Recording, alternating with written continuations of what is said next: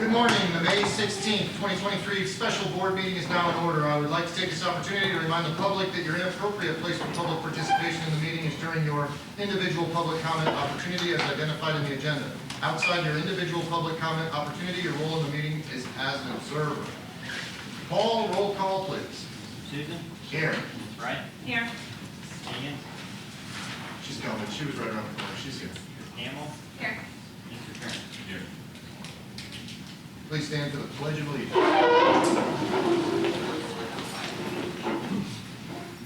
I pledge allegiance to the flag of the United States of America and to the republic for which it stands, one nation, under God, indivisible, with liberty and justice for all.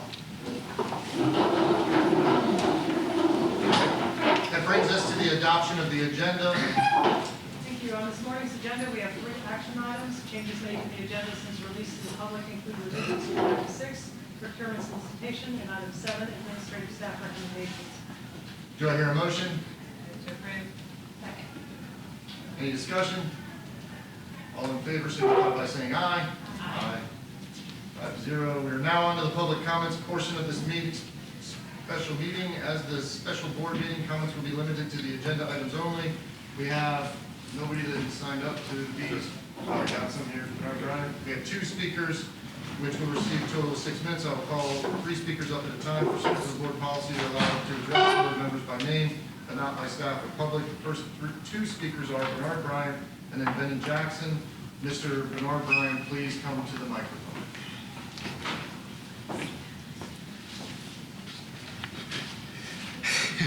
I guess I need to grow up a little bit. Good morning. Okay, can I move this down?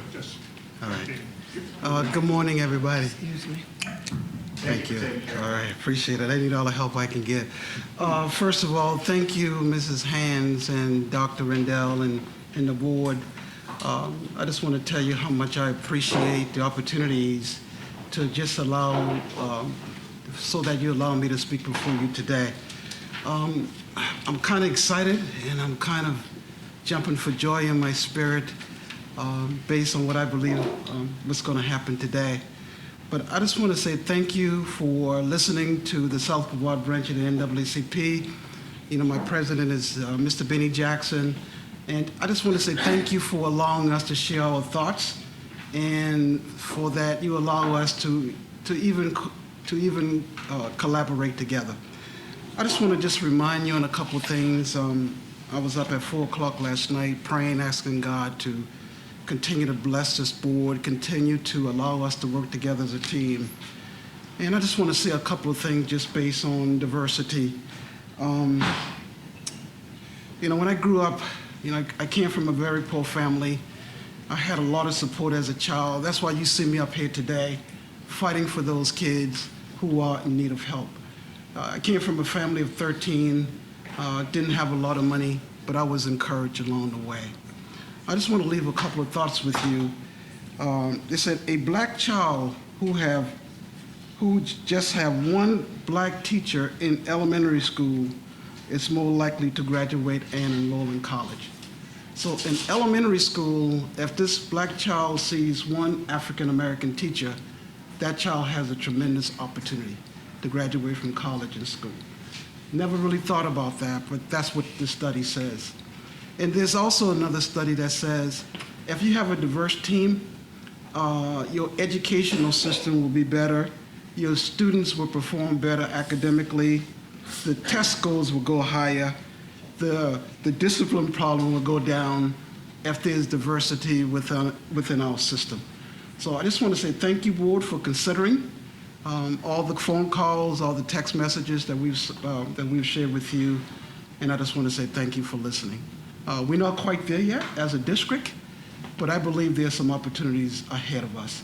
And if we work together from a community perspective, we're willing to partner with you. We do not just come out and complain. We're willing to share our ideas and shake hands with you on what we can do to help improve every student. That's what our mission is, to help every student to receive the best education as possible. So thank you very much, and we appreciate you. Thank you, Mr. Bernard. Appreciate it. Ms. Benny Jackson is up next. Mr. Benedict? Yep. Good morning to everyone, and thank you for giving me this opportunity. I'm here just to express some of my concerns for what I believe we're going to be up against within the upcoming years. So I'm standing here as a 39-year Brevard County citizen, exercising a right to speak publicly. I'm standing against what's happening within our county, within the BPS school system, as far as the direction that it appears to be headed. When I hear that there may be some decisions that are going to be made that will certainly deteriorate, if not eliminate, the DEI department within the school system. And I just want to remind the board of what you currently have on your website related to DEI. The goal of that office is to collaborate interdepartmentally and leverage existing and new relationships with all stakeholders. So that's all of us that will empower and support transformative district-wide efforts. And the number one that I'm focusing on is close achievement gaps and eliminate disparities among our diverse student population. And it also will affect the transformation of employment practices and professional development to eliminate biases as barriers to equity and inclusion. I have some more, but the bottom line is that if we're not working together as all stakeholders, then we're not really helping all of the community. And I've been a little irritated with some of the decisions that come out of the board, and for those that are in the majority, I think some of the actions are, my opinion, despicable. Those that are opposing those actions, I say thank you to those individuals. And I'm going to continue to endeavor to persevere with this fight. Thank you, Mr. Jackson. Ms. Katie Delaney? Thank you. I was coming today to speak about the procurement, the tutoring services. And I see that it was amended to reflect the actual amount of students that we're going to be using the services. But after looking at it more deeply and hearing some of Ms. Wright's concerns, it is a little troubling, spending $750,000 on something that may or may not be used by the students.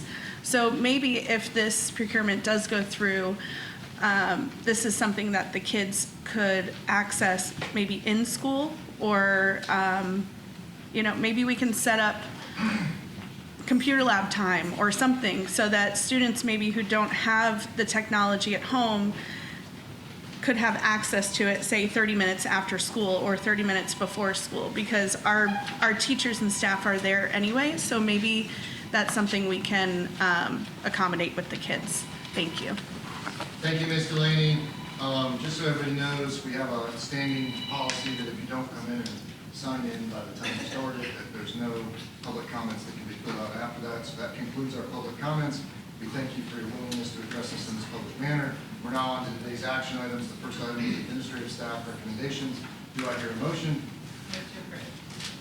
Second. Is there any discussion? I'm very excited about this person coming up with us today. This is a need that we've had for some time, so to start spinning us in the right direction, so I'm very excited. Anybody else? Thank you for starting to fill these positions pretty quickly. We appreciate everybody. All in favor signify by saying aye. Aye. All opposed? Passes 5-0. Ms. Haynes. Yes, hi, I would like to take this opportunity to introduce Ms. Pamela Dampier. Thank you for joining us, and also Dr. Liddell.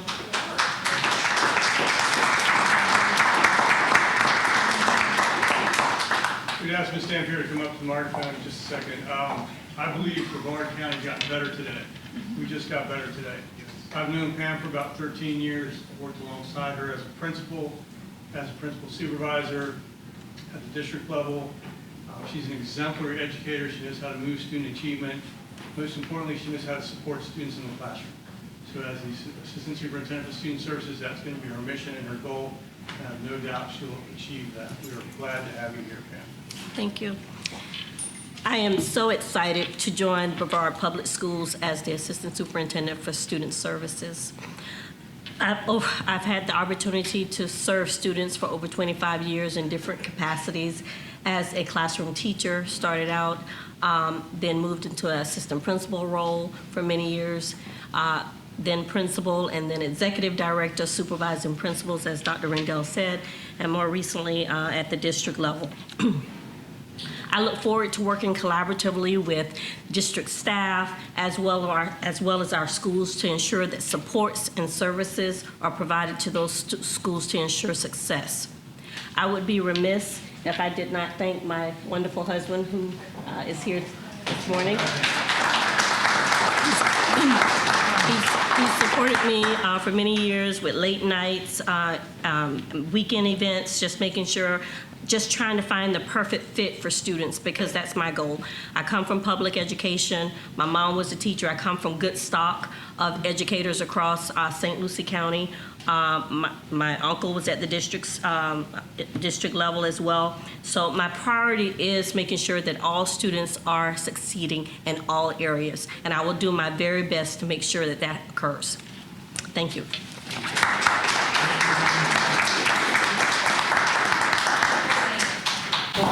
We welcome you to our county. Thank you so much for thinking of us. Thank you. And you got your own personal bodyguard also.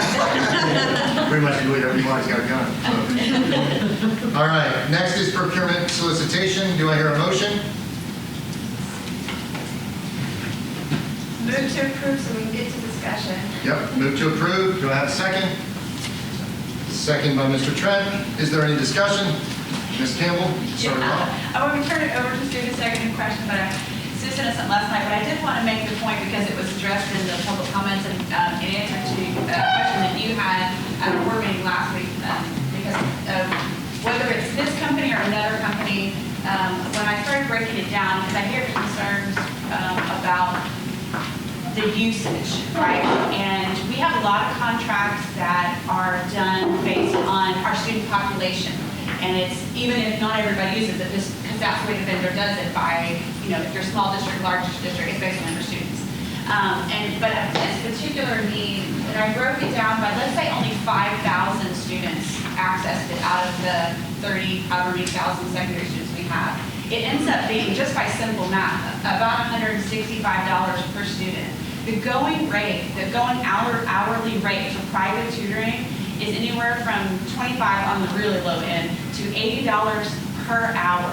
So we're talking about, this is where I was getting to last week is it worth it? So the idea of having someone who students can access at any time to be their private personal tutor on a whole range of subjects, including AP classes and IB classes, as well as algebra, getting kids across.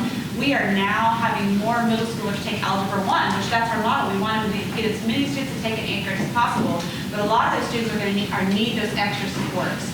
And I believe they need them outside of the classroom as well. So this is really important, and $165 per student, even if only 5,000 access it, and it can even lower, even if only 2,000. It's still, the cost of private tutoring is so high. I still think this is absolutely a great investment. That being said, Ms. Han made us aware last night of the potential impact of a new law, I believe it's already been signed, that may affect this. So this would be a good time, Mr. Susan, to ask her to kind of fill us in on what might go along with the contract. Yes, just for everybody's awareness, Senate Bill 258 has some restrictions in it for foreign-owned companies relative to specifically software and hardware and that kind of thing, and I'm going to bring it over my head here. But generally, the bill has some criteria. So if the company is foreign-owned, it has to meet meet certain criteria and not pose a security risk and be vetted through a process that has yet to be developed by the state of Florida Department of Management Services. We stated that last night. But regardless, this company is foreign-owned, as best I can tell. They have provided assurances that they meet security requirements, but they have not been vetted through the as-yet-to-be-determined process. The bill takes effect July 1st, and then the state has authorized development of emergency rulemaking in order to put these rules in place quickly. So I think, it is a concern of the state, so I wanted to make sure everyone was aware of this before we took action on this one. Ms. Kim, we have follow-up. Yeah, so, I had just briefly asked the student board meeting started, let's say we pass it and we get going and we make students be able to have access from now until July, or the new rules get in place August 1st. But then we're in a contract situation where we might not be able to get out of it. And so the other option is that Ms. Van gave us last night was we could, do a reject all bids or vote this down, right, and the procurement go back and redo the process with the new parameters in place, which we won't have until potentially August the 1st. And the way the state board rules go, sometimes it takes even longer. And then we just go through that and just say, hey, here's the new specifications that we have to have. I hate to say it, but that might be where we end up having to go, because we don't want to get in trouble with the state or have to pull back on something that we started because we found out that it's no longer following the state law, state rules. Thank you for that. Look, we can move around to where everybody discusses before we talk about solutions. You know what I mean? I think this is something people want to talk about. So before anybody throws a motion or something, I want to give everybody a chance to speak. Ms. Jenkins, did you wish to speak on this item? Yeah, I just think this is another frustrating example of unintended consequences of the government that's going to impact progress to our students potentially. This is going to impact a lot of things in our school district that are probably happening right now and potentially going forward. The article you sent us gives us an example that even Princeton Review would be something that we would have to question. This vendor is one that our U.S. military personnel use. And we're sitting here having to debate whether or not we're going to start tutoring services for our kids when our own military personnel are using it. So it's frustrating, but there's not a whole lot we can do about it. But I think people need to be aware of the unintended consequences. Thank you, Ms. Jenkins.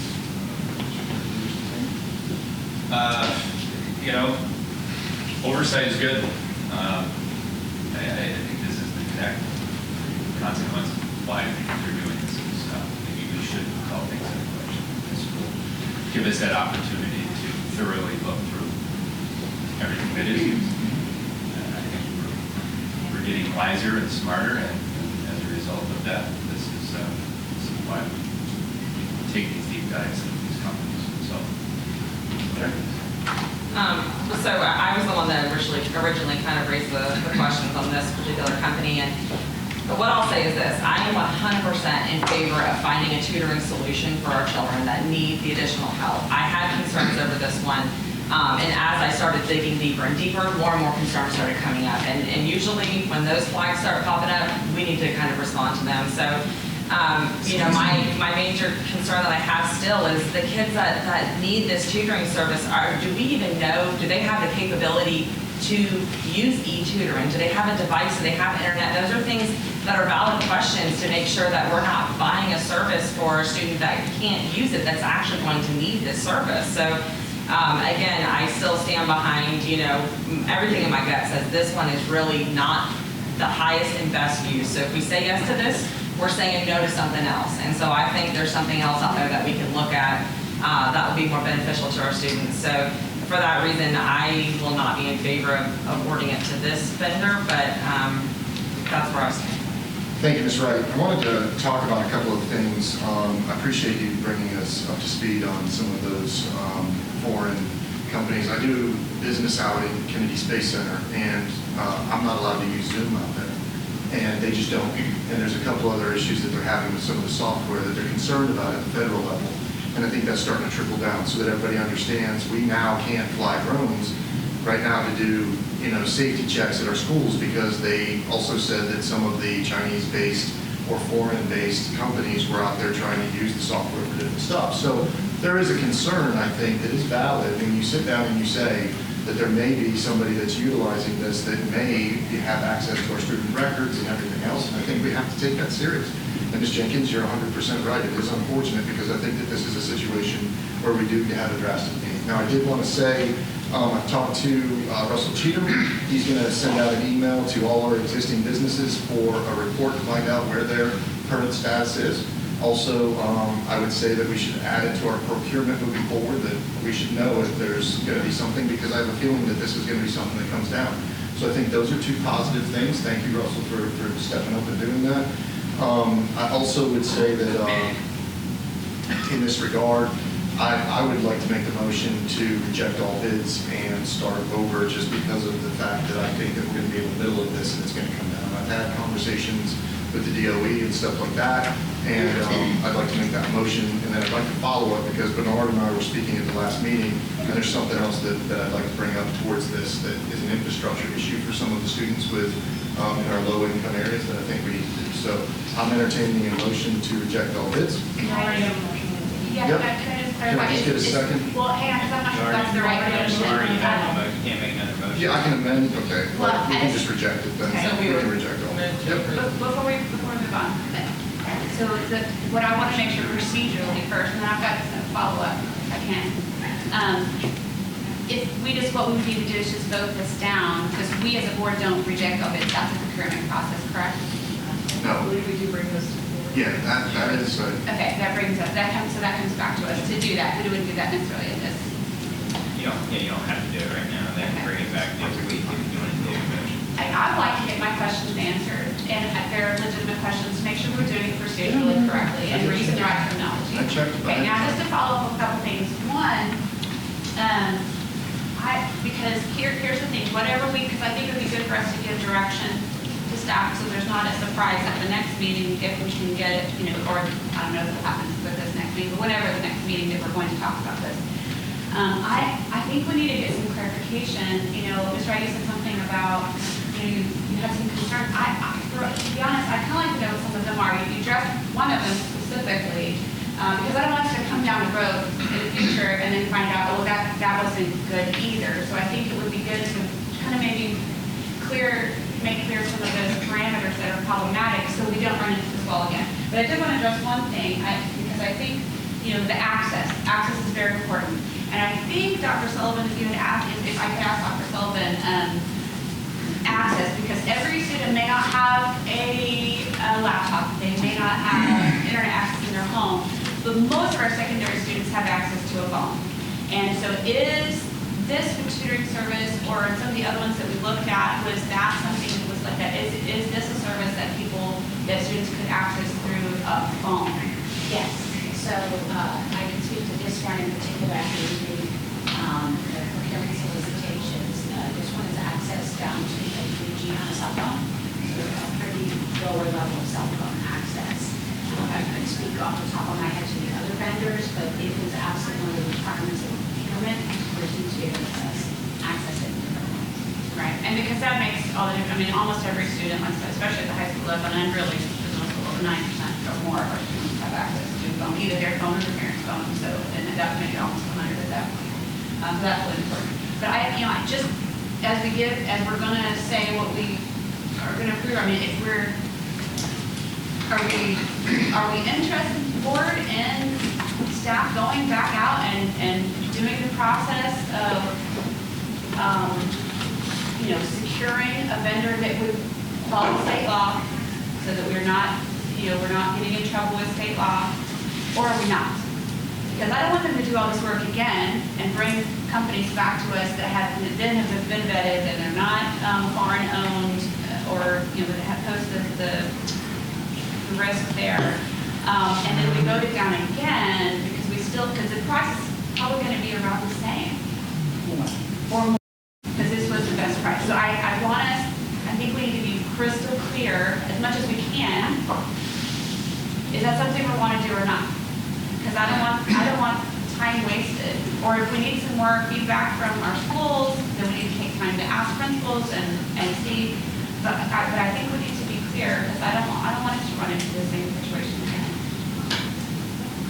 Okay, can I respond to your questions just that you had? So, one of the first concerns I had was the amount of students that we were purchasing this for, which if we found out, obviously it was less, so we reduced the amount of the bid by $75,000 in just 1 week, because we actually looked at how many secondary students do we have. That was one of my concerns. One of the other concerns I had was historically how many students had received tutoring, or how many students even need tutoring. So a straight A student isn't going to necessarily probably utilize tutoring. They could possibly be a tutor to another student. So that was one of my other concerns, was how many students are actually going to use it. A fee-for-service based model I like, because it at least lets us know how many kids are using this. So if we just open it up to everyone, my concern is I'm fine with making it accessible, but how many kids are actually going to use it? So if we're going to incur a larger fee because we're opening it up to everyone versus paying a higher rate for the students who are actually going to utilize it and need it, which one is more beneficial financially to the district? That was my concern there. The other concern I had, I like an in-person tutoring. I know many of our students do better with an in-person tutoring. I understand this poses some challenges, but to have a hybrid model where either or option would be available, I think is beneficial. Some of our students don't do well with web-based learning, and we saw that during COVID when we went to the e-learning model for our students. So I think having it accessible, actual tutors accessible, is a benefit to our students as well. Those were probably my biggest concerns, was 100% online based and providing it for more students than we even have in secondary. Those were the two kind of that red flag me to begin with. Moving forward, I would like to see a company that offered both an and/or option, so that it's available for in-person or online. And then we can look at it and see which one is utilized more. The fee per service, which I think is what we had, was 500 hours. It was not 500 students that used it, it's not 500. Oh, and I asked you, Dr. Toll, and I think, I don't recall seeing, but was that fully utilized? No, it was 500 hours. It was our student services division contract, which was done for students in transition. Okay. We specifically targeted 48 kids for SAT prep. And their utilization numbers were not fully utilized for that population. They have yet, they continue to try new methods to serve that population of students. Okay. But it was based on hours. All right, and so we purchased 500 hours and they weren't fully utilized, is what she's saying. So, and I get it, because it was targeted towards a specific group of children. So again, the concern was the price tag and the amount of, are we going to fully utilize this, or can we look at something that's a hybrid version of offering it in person as well as the online model? Okay. So hearing all of that, I have something to say. So when Dr. Sullivan presented this to us originally, the conversation was that this was to supplement in-person tutoring. It's not to eliminate in-person tutoring. This is a supplement. This is something additional to students who aren't going to access the in-person tutoring. I understand that we've reduced the cost, but it's a catch-22, because by reducing the cost, you're also technically reducing the access and availability to students. When it comes to technology, that's something we can absolutely figure out. We had to figure out when COVID happened. And so if we have really rare circumstances where students don't have access to that, they're going to work with their schools and their administration, and the school needs to work with ET about it too, in order to bridge that gap for those students. Also accessible at their libraries. We need to continuously be making decisions based off of what is in the best interest of our students, based off of good practice, based off of data. We can't be making decisions off of our gut when we don't have experience in these areas. To answer your question, Ms. Campbell, I don't think it makes sense for procurement to go out and go find something that might fit within this law, but then the law and rules are going to come out later on. To me, that doesn't make any sense. If we're going to be putting a pause on this, we should be putting a pause on it until we have actual rules to follow. Because for all we know, there could be some caveat rule within there that will, X may whatever we come up with going forward, even if it's not a foreign service. So I don't know. It's frustrating, but again, I said this before. I don't think there's anything we can do about it. I don't think it's a good idea to waste staff's time without actual rules in place. Okay. Yes, sir. All right, so I do have the experience in online tutoring, software, math, software. I would encourage the staff to continue to look for options. It was important for us to get the numbers right as far as the amount of certificates we're able to utilize. Right? That was an overabundance of certificates and unnecessary waste of money. You've got to believe in the process. We can't sit back and just say, well, I think it's just all doomed because the evil government's going to come back and get us in another way. IB students need this service. I'll disagree a little bit. I believe many times AU students search out tutoring and help. I think it can be utilized by a lot of students or many students. The 5,000 number, if you do that in short list, it's just over $150 per student. I hope that we can get something similar to that. And I'm sure that's how the pricing really works. They don't assume 100% buy-in. So it's we're probably not going to find things cheaper, but if we can find something that fits into the rules, in addition to in-person tutoring, I believe this is something that's it's just another little bit of ammunition we can have and help the students. And it's a large district, so $750,000 sounds like an enormous amount of money because it is. But when you're dealing with the amount of students that we're talking about, any little bit of help is going to cost a lot of money. So when we do come back with some options, I personally plan on taking an extremely deep dive into this to make sure that it's the best for our students and that we're able to approve a contract of some type of tutor going forward. I agree with everybody's statements. I think everybody is correct. I think that we all have made points that are good to the point. So with that, I'll call the question. All in favor, signify by saying aye. All opposed, signify by saying nay. Nay. Nay. I think that was 0. Paul? 0-5, yeah. 0-5, whatever you want to call it. I did want to just speak right afterwards. I had talked about, after the meeting last week, I went down and I spoke to Bernard and some of the other ACP members and talked to them about access to Wi-Fi. And what they had mentioned is in many of the low socioeconomic areas throughout our county, students don't have access to the Wi-Fi that they need. And quite frankly, our school district has done everything during the pandemic to try to bridge that gap, but that should fall on some of the HUD housing and some of the other federal opportunities.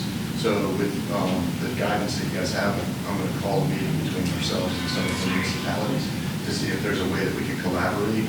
I spoke to Ms. Sullivan about this, and she said that the COCO's already moving in that direction, so maybe we can use that as a direction, but I'd like to get municipalities together, and I'd like to sit down and say, if we're going to work with these children, that we should call on the counties to help us get the Wi-Fi access for the students, so that when we do have online tutoring and stuff like that, they'll have access that they can have. And we got promised to the NAACP and other people that we want to bridge that gap. So I'd like to make that call, and then with that, we'll bring Bernard and the groups and some of the other people together, and we'll discuss how we can make that effective.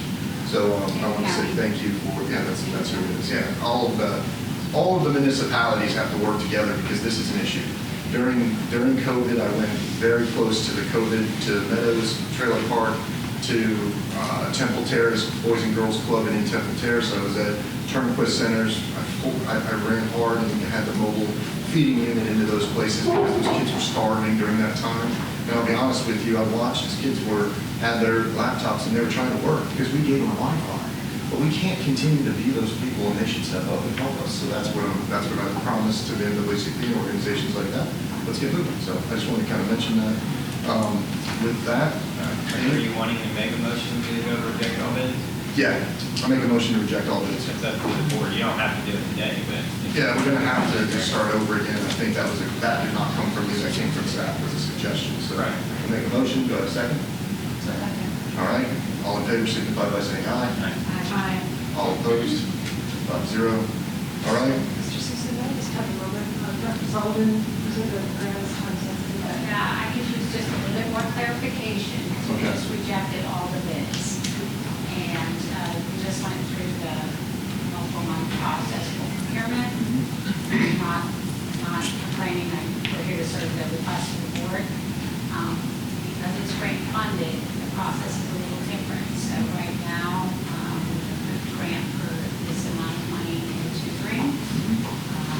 And I need to know if the board's desires and us continuing it in that avenue, because our goal is to have it starting as soon as possible. So I just need to understand the intention of the board, just as, because I also have the grant half of it. Yeah. I just happen to have both hats on right now. I just want to make sure to So when I was, Ms. Campbell's clarification, I want to make sure I'm fully supporting the needs and wants of the board. there's no doubt that everybody here feels that there needs to be some sort of tutoring. I think I've heard from the majority of people that there needs to be partial in person. And if anybody else would like to clarify, I think that it's more than, I like the direction. For me, most of it was the fact that we targeted more kids and the fact that it was a foreign-based company that I was concerned about after the issue. When I said, let's just go to staff, I was speaking to staff, and I said, what about the second bid? I said, that's what's, and I was in the same situation. So that's the reason that the motion and everything else. That helps from my perspective. If you guys want to weigh in to give this solid support direction. Yeah, because there may not be a responsive. We had 11 responsive bidders, bids. And this is not my lane of expertise in any way, shape, or form, so procurement is amazing. I just am concerned about our ability to execute that in a timely manner based on our projection bids. Anything always wrong with that? Just to be clear, this was for this summer or next summer? When you originally brought this to us, you said that this was going to last for an entire year and that this grant had to be spent by next summer, right? And then one of the things that you had said in there was that, and this is, I'm guessing, quote straight out there, that the purpose of the program is to implement summer enrichment camps that target public school students' academic and extracurricular needs, after-school programs, and individualized tutoring services that address the academic and youth development needs for public school students, meaning that it expands beyond tutoring, just tutoring, correct?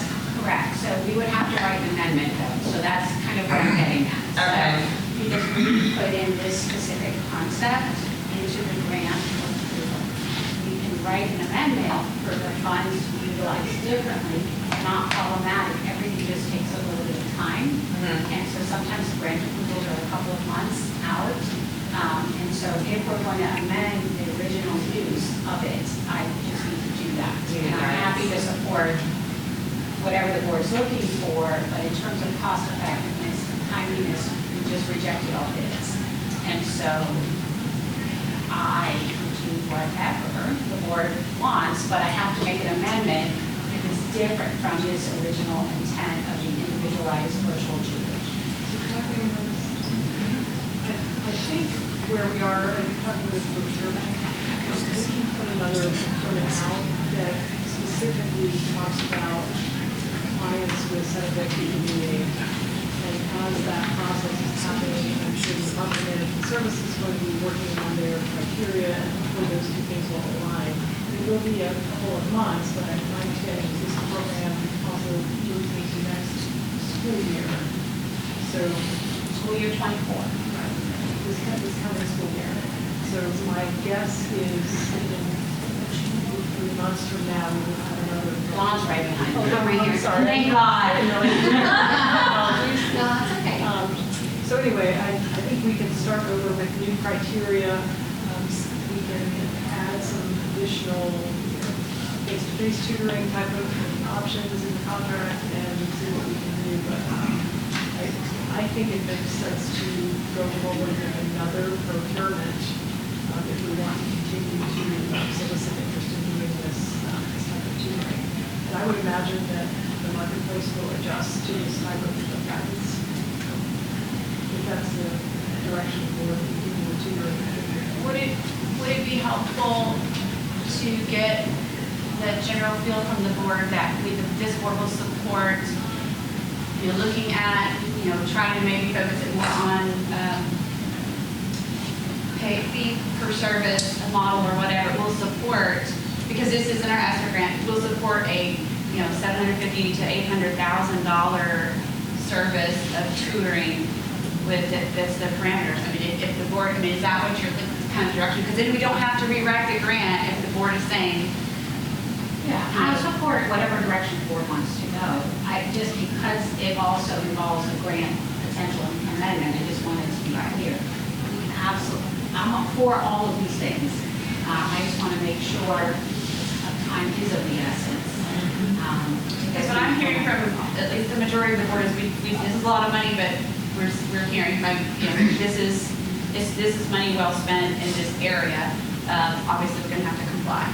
So if we don't change the purpose of the money, you don't have to, correct, there's not a delay because we don't have to rewrite the grant. Correct. Good, right? Okay. Last is the district application for Title I, Part A. Into this piece. You guys wanted to take a look. You guys have any questions or no attachments?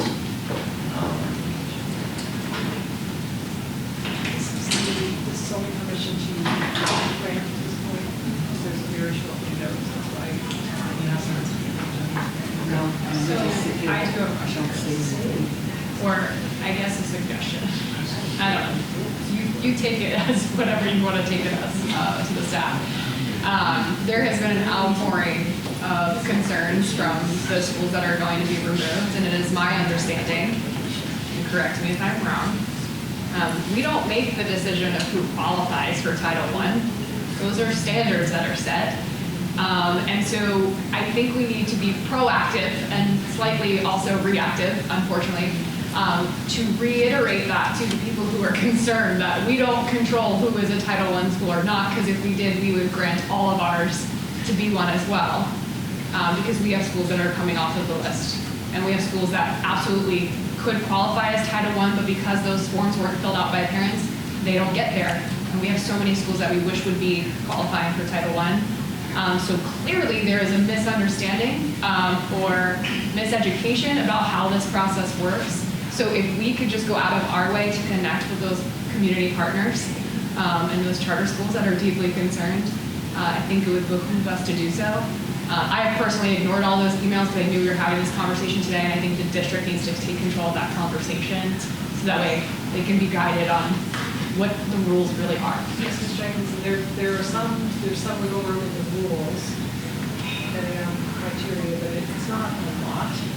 And as you expand the number of participants, the amount of resources sort of per participant goes down. We'll be working with all of the folks that are involved in this conversation. This intent is simply permission to write the grant, but there is more work to be done in communication to those that. Right, absolutely. I just wanted to be public and vocal about it because I've been getting phone calls and emails.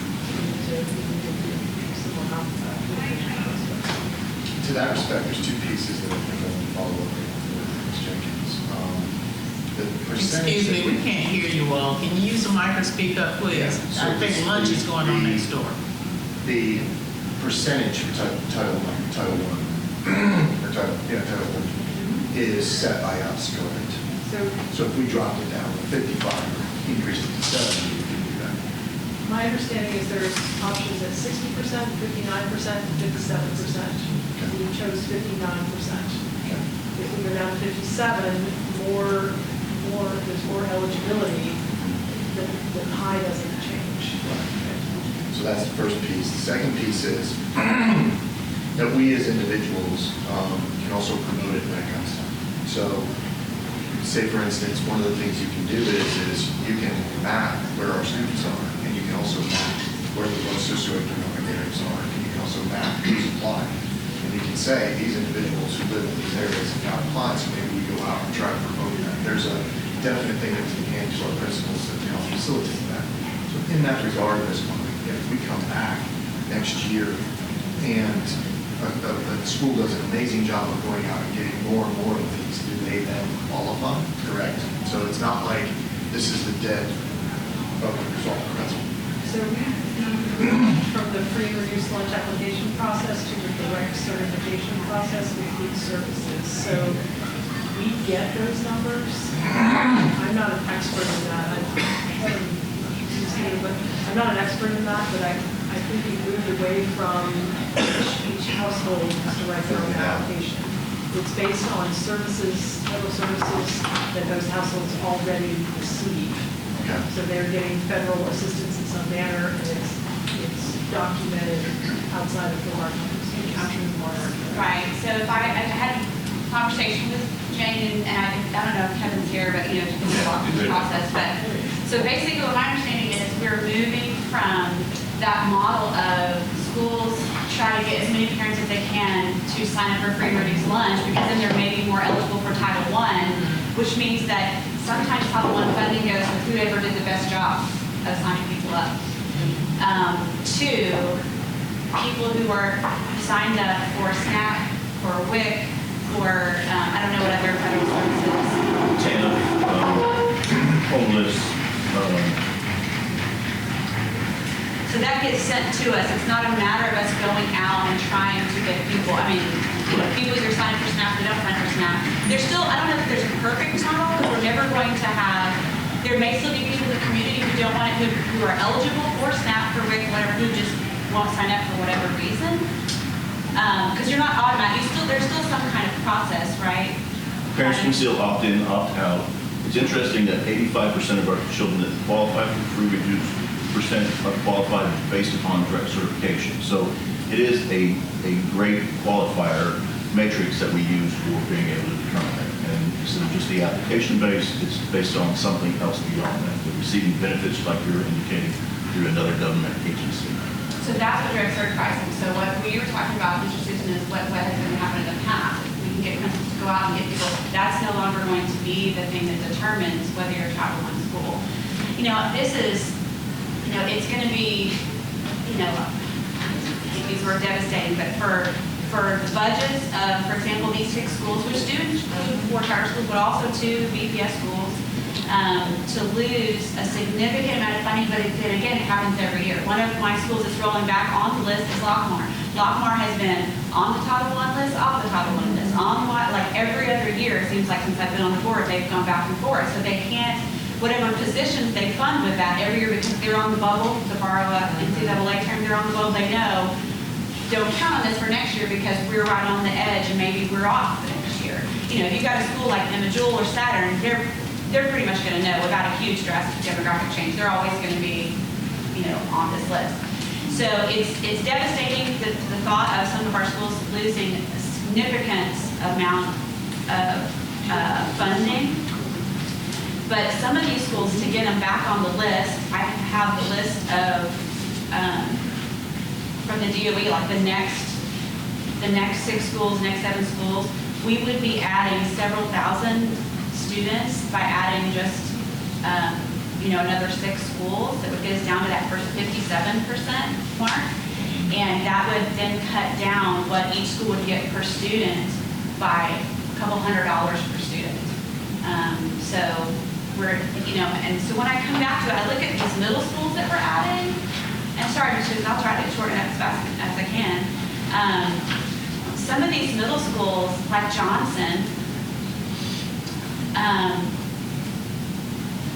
you know, and I'm sorry, I'm not going to try to rush it because this is worth taking the time.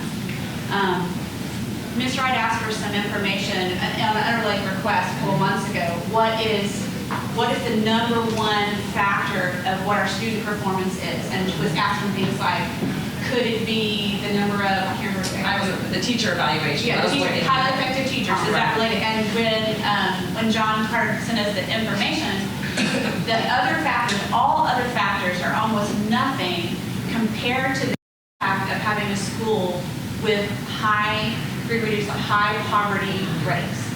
That our schools with the highest poverty rates, that is going to be the number 1 determiner of school grade and performance, only because that is the most, and so we have some schools that have never been, in recent history at least, on a Title I list that absolutely qualify.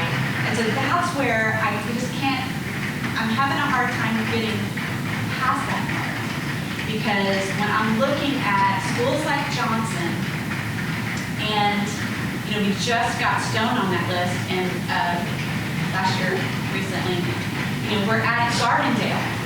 And I hope we can have that Gardendale conversation. Gardendale needs every amount of support that we can get there. And that's only adding a few students. Madison, I'm not familiar with in the north end, McNair,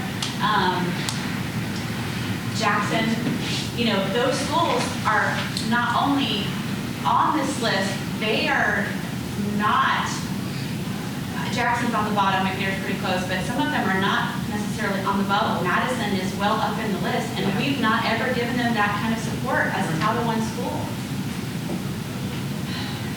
And if we're going to get kids across the finish line with the greatest needs,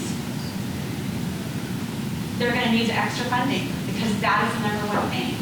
And so I know we've used the qualifier, the multiplier before, but I don't like the idea that it was in part dependent on principals and schools to go out and recruit as many people as they can to fill out their free and reduced lunch application.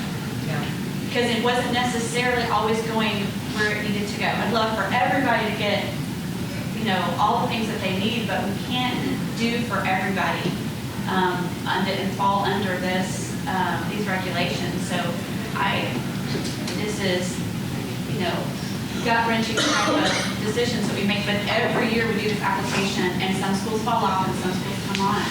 And if you're sitting at the on the bubble, that's, the thing that did come up, and I asked us about this, and I think Kevin may y'all can walk us through the process. The thing that did come up and the concerns was the timing of it, how much advance warning do people get, because, the idea has been put out there that they were just found out yesterday or just found out Friday for the first time that they're not going to qualify. So, that's uncomfortable, but if we can we get some more information? And again, I hate to dominate the conversation. These are questions that we answered. What was the timeline as far as when people got the information, the notice, so they can start preparing? Because the idea that they found out yesterday, and now they're not, they're going to have to make $1 million worth of adjustments or $400,000 adjustments. That's pretty serious. But kind of what was that timeline? So there was a Title I meeting in March. All of them were, all Title I's, current Title I schools were notified that Title I is always flexible, always fluid, and to not spend all your allocations. When we received the Survey 3 data, then we started looking at numbers. Mr. Thornton met with my Title I team, and we looked at all the numbers to try to distribute the money as best we can. So that was April. And then once we calculated everything, had that out last week, and we made the notification of the final list. But we've been going through this, going to direct certification for 3 years. So we've been going through this process of this moving to direct certification. We had to file with Title I a year in advance. So my team's working on a full communication plan. We just didn't have it finished for today of all the communications. So I'll be sending that to you. And I've asked them to directly work with all the schools that were negatively impacted with the communication. And next year, it all depends on when we get Survey 3. And this year it was a little bit later than typical. And then the application process, it all is very tight this year. So when did the notification that we're switching to direct, so that's been happening for 3 years, having those discussions, have those discussions been sent out to the schools before this year? My understanding was yes, and I'm trying to get all those documents. I know it was with the BPS public schools, but I'm not sure that the charter schools got all that message.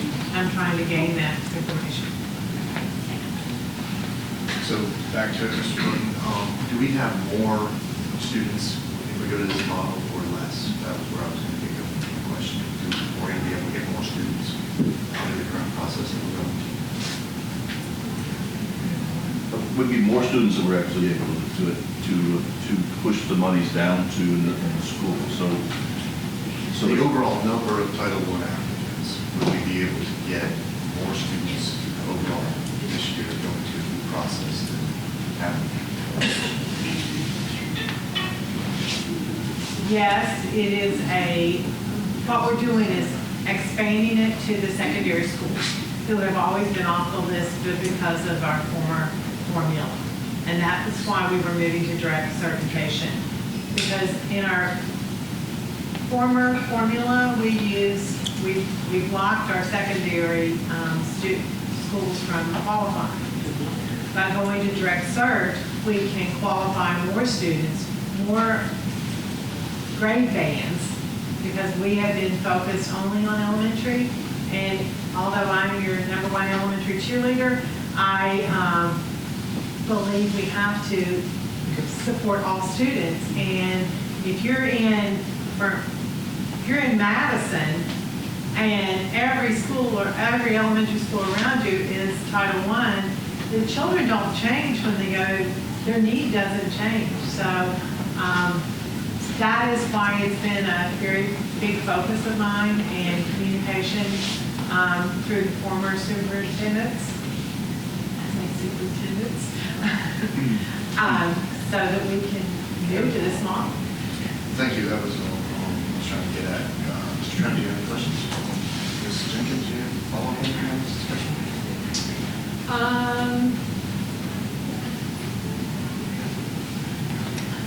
want to come back to you. No, so, like, I literally have someone emailing right now as we're speaking about it. So, and you spoke to this about the timeline of the meeting in March, and it is my understanding we got survey 3 at the end of April. So again, I think it's a misunderstanding and a miscommunication of, FTE happens in February, but we don't get FTE in February. And I understand people are going to be sensitive about this because this dramatically impacts their funding sources. Again, I think, and this is not saying that we don't do this, but I think we need to just be really conscious about the impact of this to these schools and just try to really kind of hold hands and be open and have a communication about this. So I will tell you,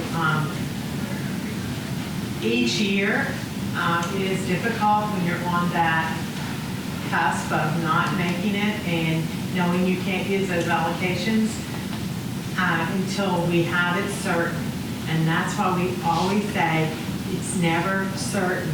It is a fluid list, and as a building level principal, you have to monitor that. And you can't ever,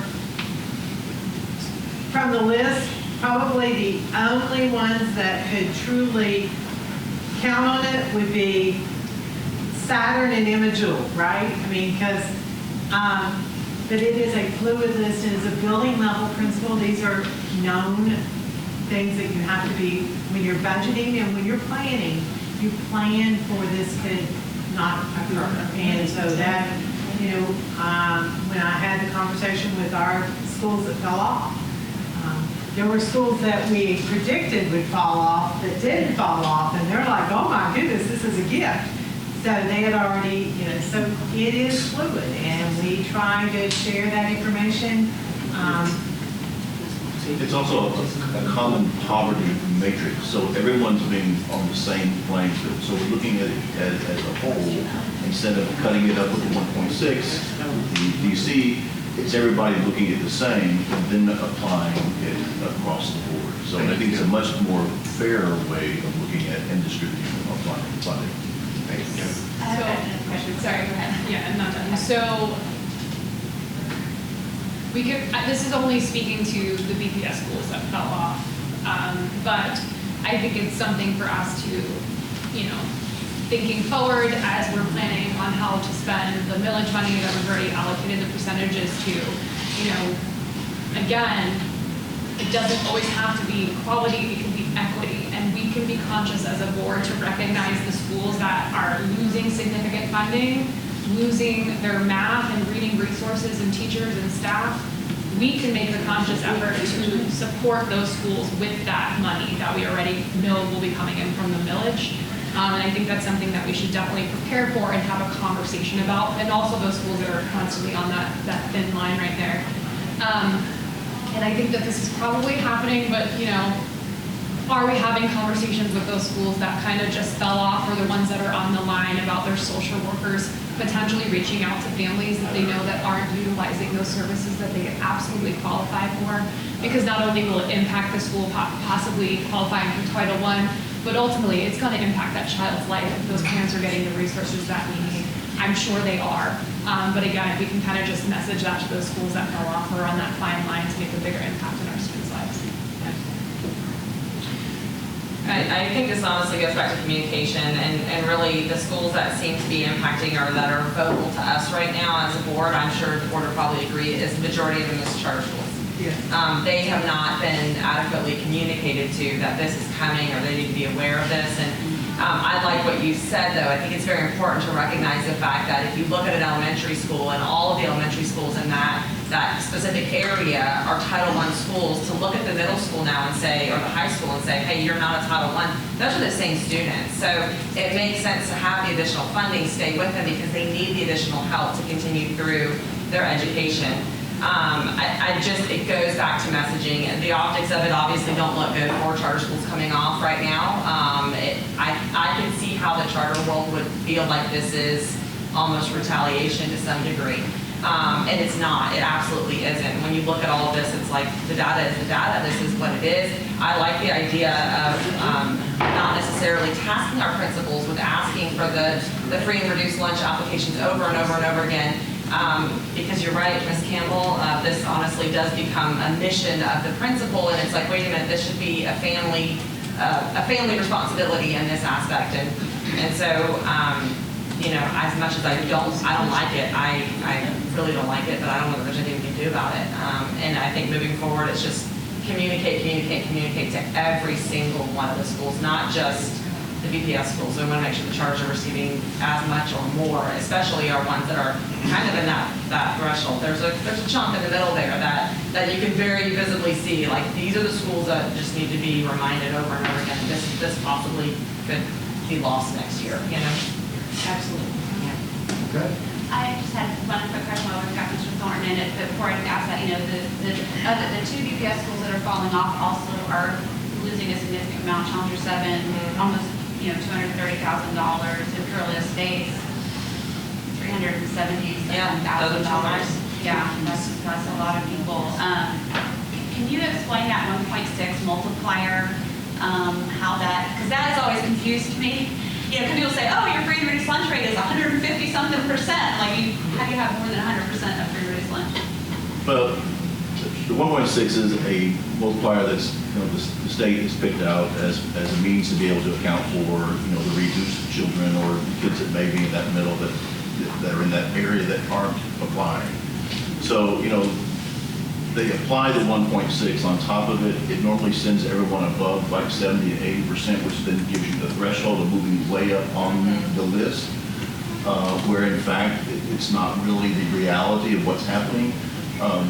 When we really dig into the data, it's really interesting to see where our poverty metric is coming from, and it's the direct certification piece from the state that is provided that's pushed out to all the entities. So, but the 1.6 is just a number that the state has identified as this is the gap between, and that's what they have applied for and got approval for from the federal level to be able to account for those children.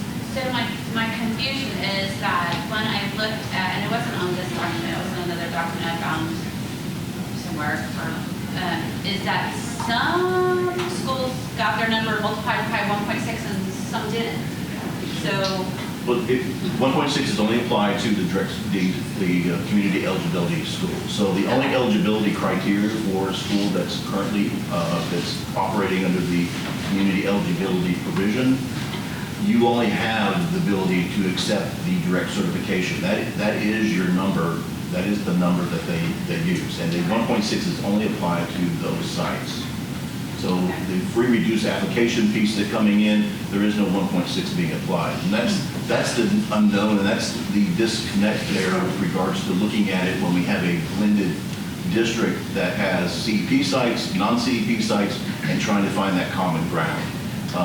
And really the DC is the common ground because that's coming from a federal agency, it's coming from a different agency that they've already applied for benefits in some other area. TANF, Medicaid, food stamps, those are ones that are qualified, which are our most needy kids. Okay, all good? Let's talk about, it's 12:05 now, do you guys want to take a moment? We have to, maybe we have to vote. Oh, yeah, sorry about that. Are we in the middle of a motion already? All right. Do I hear a motion? Second. Is there any discussion? All in favor signify by saying aye. Aye. Any opposed? All right, let's talk real quick about the next hour as far as take break, progressive, and he come back. Sound good to you? We have 3,000. I'm first one to go for lunch, but I'd asked for an update on Gardendale because of something that happened recently with our procurement process with that. Can we get a? Yeah. Just real quickly, the procurement process is referring to is we had an RFP out for services for Gardendale or second-base component, and we got no responses. So Gardendale is going to continue to operate as it is for the foreseeable future. Ms. Dampier, you need to pay close attention to this. It's going to be in your world very soon. So let me just give you what's going on in Gardendale right now. As of yesterday, we had 29 vacancies out of 61 employee positions. So that's significant and concerning. All of them have been advertised. There are applicants for most of them, but there's usually like one or two. It's not a large number of applicants. We did receive 11 applicants for the assistant principal, who is basically the manager of the school. This plan is interviewing those candidates today, and we're discussing those results with Dr. Gardendale, moving forward the leadership of the school. But the vacancies run the gamut from teachers to leadership in the school to custodians to IAs, so it's a significant issue. With respect to facility improvements, we've been working with this land and trying to work on a plan where they have some very large open spaces that we can convert to office spaces so the folks occupying classrooms as office functions, those functions can move into the newly created offices. You'll see a contract on your agenda, June 13th for that. We have Richard Smith on site already doing other work in Gardendale, and they're going to pick up that work this summer so that that's ready for school to start. Another component of that work is preparing classrooms for modern classroom type of setups, and we're going to be doing, the facilities are going to be doing infrastructure and educational technologies, finding equipment, and we're working together on that piece. We do have resources left over from prior year capital allocations for Gardendale specifically. When the separate day school contractors went away, some board had allocated some resources and we have some money left to do those renovations. Also working with student services with an IDEA grant, so that resources are there to do some of that work. We have FF&E set aside so we can support some things that this plan has identified as needs in the school. And then we're looking at some outdoor play equipment, playgrounds, basketball, that type of thing. I'm not solid on yes, we can fund that yet, but I'm solid on yes, we can try to find a way to support that. So we're trying to understand what our needs are in that area, and then we'll look at the budget implications of that. We do anticipate 40 students at summer school. Ms. Campbell, that's kind of the overview that I have right now as to the status on Gardendale, but as soon as Ms. Dampier is on board, we'll be sitting down with her, and this is going to be one of your most priority issues, I'm sure. Thank you, Sue, for that update. And I was just there on Friday, and that's why it was top of mind. And that was when I found out that our maybe I found out just previously that we hadn't gotten any bids. And so, the good thing is it's May and not June or July that we're trying to now keep going with this. But one of the things, reason why I thought it was urgent for us to have this conversation today and not even wait a couple more weeks is that last year, when we found out in June that the contractor was pulling out and we were going to have to stand up our own separate day school in 6 weeks, right? Which we did the best we could, right? We did the best we could. We developed a stipend to entice people to go work at that very difficult school. You know, we've been talking about over the last few months with this discipline issue, teachers getting kicked, bitten. There, it happens every day. And I stood in a classroom for 15 minutes where there were 5 other adults in the room, and everybody got kicked and hit except for me. And it wasn't because they didn't come by. I don't know, I just let the draw. By one student. This is happening every day. They know, they're trained to watch the back of it, but it's going to require a little more incentive. And the incentives that we put in place last year to try to get people there are going away. That was a one-year deal. And she just shared about the vacancies, the 29 vacancies. Not all of them are teachers, but a lot of the teachers who went there are ones who taught at the south area, the Fieldston and the Riverdale. That was in the south end. They agreed to continue. But so if they live in the South End, many of them live in the South End, and they agreed to do it for this year, but they're driving Merritt Island. There's no quick way to get from my part of the county to Merritt Island. There's no quick way to get to Merritt Island at all, unless you live in Cocoa, I guess. But some of them just can't keep making that 45-minute one-way drive every day.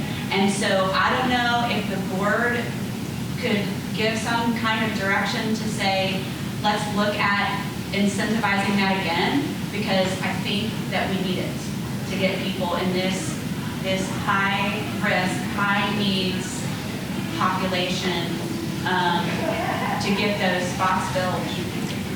And I don't know what we do. I mean, it looks like they're going to be getting some Title I funding for next year to take care of other things, but I think that we need to help this school, now that we know we're going to have to do it again, to do it better. And we can't do it better if we don't have those needs filled. They are already working at a deficit of people. They are already working this year short-staffed. Not enough IAs, not enough. They're sharing one custodian with the ALC. And so Mondays and Fridays, their buildings aren't being cleaned. It's a tough situation.